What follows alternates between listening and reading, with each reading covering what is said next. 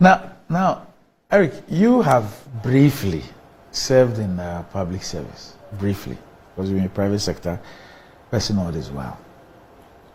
What is it that makes people operating in the public service handle monies and agreements in ways that in the private sector they would not give it a thought? Randy, that's a $1 million question. But I mean, specific to this issue, I mean, interestingly, I have a certain insight as to how it all panned out and basically how it started. The 2 million? No, not the 2 million. I'm saying the whole Sky Train project. You know, and we have to be very, objective with some of these conversations, you know. So this thing's about, when there's a vision for a particular project, people even put the idea and say that it's not something that is feasible and we shouldn't do it and all that. It's not one of my my things. To be honest with you, I think that the initial projections that were done was supposed to be a Sky Train that was supposed to start all the way from Adenta into the commercial districts of Accra. And the initial conversations was that, how are you going to get that particular land to do so?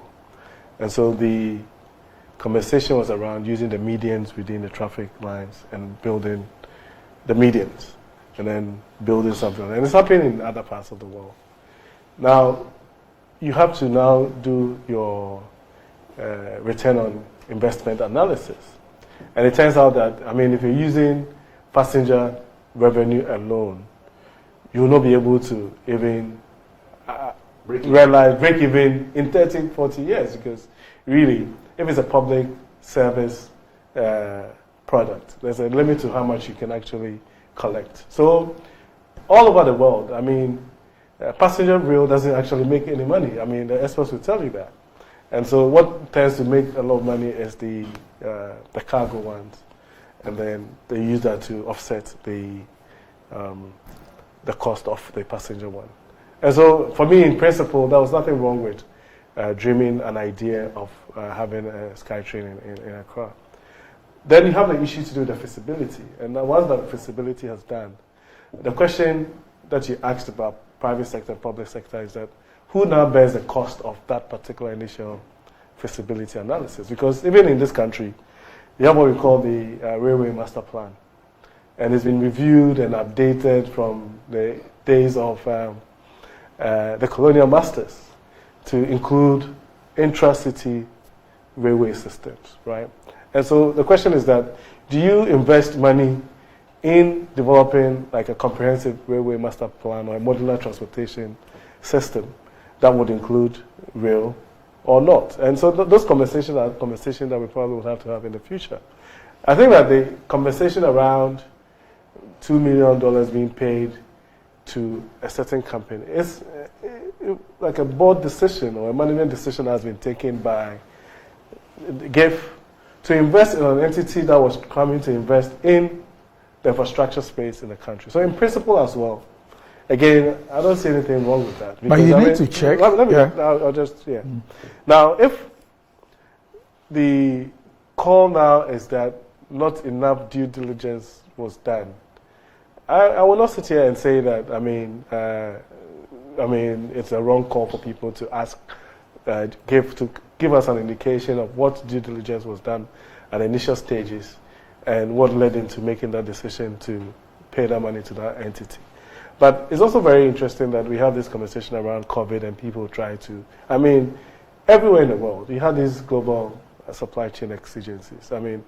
These companies had to grapple with the impact of COVID, and they can make internal decisions as to either they want to proceed with further investments or not, because then your initial projections and analysis have actually been thrown, awry, if you want to call it that way. So for me, again, these are things that we would have conversation about as we go forward. There's been examples of this thing happening in this country over a period, and sometimes when we have these conversations, it's about trying to find solutions to making sure that once the public purse is being used, some proper architecture should be followed in terms of making those decisions. For example, you remember the STS, right, where swords were cut and everything and whatever, and nothing happened to it. And again, over years... Did we pay any money to anybody? Yes. We did? Yes. There was insurance and all of those things that were paid as we speak. You can check. No. Now, I'll tell you, you can check. No. But, I mean, at the point, a sword was actually cut for a particular but sword project. cutting really, no, but for that me, is is but not an if, issue. No, but that's what I'm saying, that you see. And even if that had happened in the past, my point is that even if that had happened, for me, it's really not, I have a difficulty if 10 years on, people do things and they relate it to what happened 10 years ago. No, but Randy, I was making... and think that for that reason, we should not, you should have been in class 1 all your life. No, but that's why I was making the point that... So that's why I asked the question that, what is it that, because I do not see how, let's say Nestle, will decide that they are going to buy shares in a company or a project when they have not checked all these things, especially a basic thing as the company being licensed to do what it says that it will do. Yes. And then years on, it takes the Auditor General to find out that the company that you said you were dealing with and even paid 2 million to buy shares did not even possess a license. And I'm asking, in the private sector, or if it were their own money, will they be taking such decisions? And it appears that when it comes to the public service, you see a lot of such decision making that, and I have come to a conclusion that in the public service, people play dumb in order to steal. You get what I'm making? So that's why I asked you the question. Because there's no way that forgive me for using Nestle. There's no way that the board is because it's worth the There's no way that the board, whether Ghana, whether it's the sub-regional board, whether it's the African board, will tolerate this for 1 week. Yes. So the point that I've made in the past, and this point about STS was just to say that it's almost as if that we have the systems and sometimes even the regulations in place, and these decisions are made. But when those people who make these decisions should also be able to, for example, as far as I'm concerned, whilst I sit here and I represent a party and a government, there's nothing wrong with GIF itself actually either coming out to tell the public the processes that it took to go through to arrive at paying $2 million. There's absolutely nothing wrong with that, and I will not challenge that. But again, even the work of the Public Accounts Committee, if you take a careful look at the work of the Public Accounts Committee, it is the same thing that is recurring year in, year out, right? Sometimes it's just the personalities and the organizations that actually change, right? And that was always maintained, and it might sound a bit controversial. Once you have the perception of corruption, which either has to be corroborated or not, there are also some very key administrative challenges at the public sector level that needs to be checked. You understand? For example, even if you want to go and do a tender committee, and a minister, if you've done that before, sometimes the persons that are supposed to even sit on the entity tender committee are supposed to be given sitting allowance. And if you're not careful, by the entity. You see, but if you're not careful, the cost of that alone actually would surpass the value of whatever it is that you're doing. And so they are tried and tested. Now that we have even the advent of technology and all of those things, where you have Eprocurement and all sort of things, and you can be able to go into a database to do your due diligence. I think that some of these things should not happen. But I would urge GIF itself to give us a clear indication of the processes that it took to do that. Now, it might be some of these things are done in good faith, but again, once you make those decisions, you have to live and die by these decisions that you make. Or there were certain considerations at the time that these decisions were made.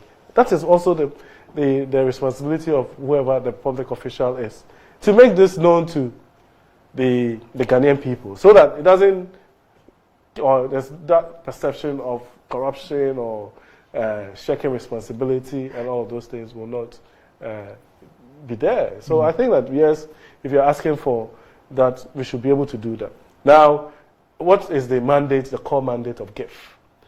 Is this something that is out of the scope of what GIF is supposed to do in terms of looking for... It's not. Exactly. So, again, I don't see anything. I have a challenge with some of these public sector institutions, to be honest with you, and I know they will be unhappy. But the point is that every entity is supposed to have some inbuilt PR communication, if you like, resource, right? And so when these things come, I don't know the inner workings of GIF. And I'm sitting here trying to talk about it. What stops them? And it happens in so many... What if they do not have any sensible response? Well, but then they have absolutely no if like business being there to start with. Because as a leader, Randy, you've done this for a very long time. There's always a crisis management Of course. strategy. You can understand what I'm saying? So as a leader, if you make a decision, like they said, on easy lives, the head that wears a crown. So you have to make decisions. When you make these decisions, now it's incumbent on you to now come and say, these are the considerations that I took in making those decisions. There's nothing wrong with that, right? So that it is not one of those things where it gets jumbled together. You understand? So now we are discussing this matter, and it's become a matter of either irresponsible spending or corruption and all of those. When really a very simple communique or interaction with the various stakeholders would bring finality to the matter. I think that the minister was very clear and emphatic in terms of the foreign minister of the role that he had played. But I feel that GIF also has a responsibility to respond. And once it's a public account, I think that a public account also has the mandate to be able to ask for a lot more information and bring some clarity to the matter. All right, okay.